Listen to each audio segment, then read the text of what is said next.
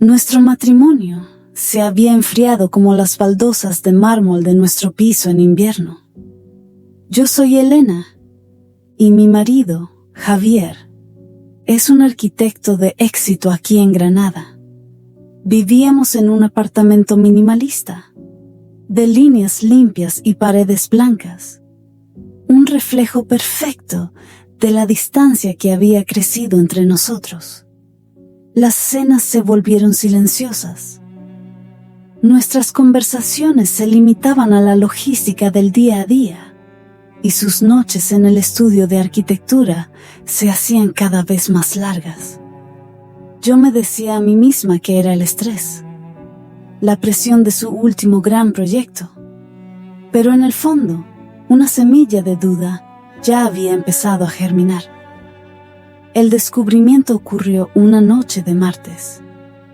Javier llegó tarde, como de costumbre.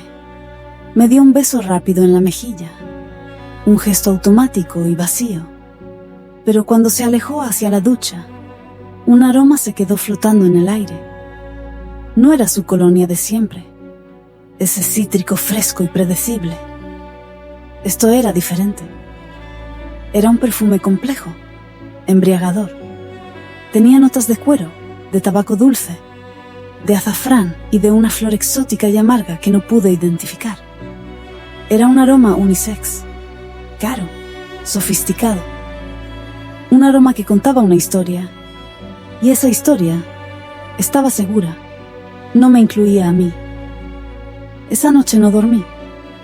Me senté en el salón, con la ciudad de Granada a mis pies, y mi mente se llenó de imágenes. Me la imaginé a ella, una mujer elegante, quizás una clienta rica, una artista, alguien con quien compartía algo más que planos y maquetas. El dolor era agudo, pero debajo de él sentí algo más, una extraña y oscura curiosidad. Yo, una restauradora de arte, acostumbrada a buscar la verdad oculta bajo capas de pintura vieja, sentí la necesidad irrefrenable de descifrar el misterio de aquel perfume. Mi investigación comenzó al día siguiente. Empecé por las grandes perfumerías del centro. Describí el aroma a dependientas aburridas que me ofrecían las últimas novedades comerciales. Todas dulzonas y vulgares. Ninguna se parecía. Pasé días así, sintiéndome como una detective en una película barata, persiguiendo un fantasma olfativo. La obsesión me consumía. Cuando estaba a punto de rendirme, recordé un lugar. Una diminuta perfumería artesanal escondida en una callejuela del Albaicín, el barrio más antiguo y mágico de Granada. Un lugar al que había ido una vez por trabajo para tasar unos frascos antiguos. Entrar en esa tienda fue como viajar en el tiempo. Estanterías de madera oscura, llenas de botellas de cristal. El aire denso con una mezcla de 1000 esencias. Detrás del mostrador había una mujer mayor, de pelo blanco y ojos increíblemente sabios. Se llamaba Inés. Con el corazón en un puño, describí el aroma una vez más. El cuero, el tabaco, esa extraña flor amarga. Inés no necesitó buscar. Me miró con una profunda compasión. Se giró y cogió un pequeño frasco de cristal sin etiqueta. Me lo tendió. Lo abrí y aspiré. Era él, el aroma de la traición. «Lo conozco», dije, con la voz temblorosa. «¿El hombre que lo lleva viene aquí a menudo?» «Sí», respondió ella suavemente. «Su marido, Javier, viene aquí a menudo». El mundo se detuvo. Sentí un frío glacial recorrer mi cuerpo. Así que era verdad. Mis peores miedos confirmados en aquella pequeña tienda anclada en el pasado.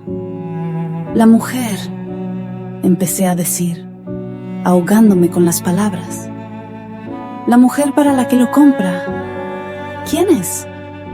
Inés me miró fijamente, y en sus ojos no había juicio, Solo una tristeza infinita. Negó lentamente con la cabeza. Señora, dijo, y su voz fue apenas un susurro. Él no compra este perfume. Lo creamos juntos. No es para una mujer. Es para un recuerdo. No entendí nada. Salí de la tienda como un autómata. Un recuerdo. ¿Qué significaba eso? Caminé sin rumbo por las calles de Granada, con el frasco apretado en mi mano. La ira que me había consumido durante semanas se había evaporado, dejando en su lugar una confusión abrumadora y un miedo a una verdad que intuía mucho más profunda y dolorosa que una simple infidelidad. Esa noche esperé a Javier en el salón. No encendí las luces. Cuando llegó, vio mi silueta recortada contra las luces de la ciudad y supo que algo pasaba. Dejé el pequeño frasco de perfume sobre la mesa de cristal que nos separaba. Él lo miró y vi cómo todo su cuerpo se tensaba. Su máscara de arquitecto exitoso y seguro de sí mismo se resquebrajó por completo. He estado en el Albaicín, dije simplemente. Javier se derrumbó en el sofá de enfrente, escondiendo el rostro entre las manos. Por primera vez en años, lo vi completamente vulnerable. Perdóname, Elena, susurró. Solo quiero entender, Javier. Inés me dijo que es un recuerdo. Él levantó la vista y sus ojos estaban llenos de lágrimas. Y entonces comenzó a hablar. Me contó la historia que había guardado bajo 7 llaves durante toda su vida. Su madre, la mujer que, según él me había dicho siempre, había muerto en un accidente de coche cuando él tenía 7 años. No había muerto. Lo había abandonado. Había dejado a su padre y a su único hijo por otro hombre y se había marchado del país sin mirar atrás. Le dejó a su padre una única carta de despedida. Nunca se lo dije a nadie, confesó Javier con la voz rota. El abandono es una vergüenza. Es más fácil vivir con un muerto que con el fantasma de alguien que no te quiso. Hace unos meses, tras la muerte de su padre, Javier encontró aquella carta mientras vaciaba su antigua casa. El shock fue brutal. Y junto a la carta, encontró una pequeña caja con el único objeto que su padre había guardado de ella. Un pañuelo de seda que aún conservaba un rastro de su perfume. Fue como si me golpeara un rayo, continuó. No recordaba su cara, Elena. Apenas recuerdo su voz. Pero ese olor lo era todo. Era ella. Y me di cuenta de que lo estaba perdiendo. Se estaba desvaneciendo. Fui a esa tienda, desesperado. Necesitaba recrearlo, para no perder lo único que me quedaba de ella. Su frialdad, sus noches en vela, su distancia, no eran por otra mujer. Eran el peso de un niño de 7 años que volvía a vivir el peor día de su vida. Su obsesión no era una amante, era su madre. Me quedé en silencio, asimilando la magnitud de su dolor, de su soledad. El hombre que yo creía que me había traicionado con el cuerpo, en realidad me había traicionado con el silencio, pero lo había hecho para protegerse de una herida que nunca había cicatrizado. Me levanté, rodeé la mesa y me senté a su lado. Tomé su mano. Estaba helada. Apoyé mi cabeza en su hombro y por primera vez en mucho tiempo sentí el olor de su chaqueta. Allí estaba. El cuero, el tabaco, la flor amarga. Pero ya no olía a traición. Olía a tristeza, a pérdida. El perfume de su ausencia. No la mía, sino la de ella.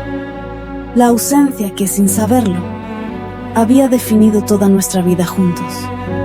Esa noche no hubo más palabras, solo el silencio compartido de dos personas que por fin comenzaban a conocer la verdad del otro.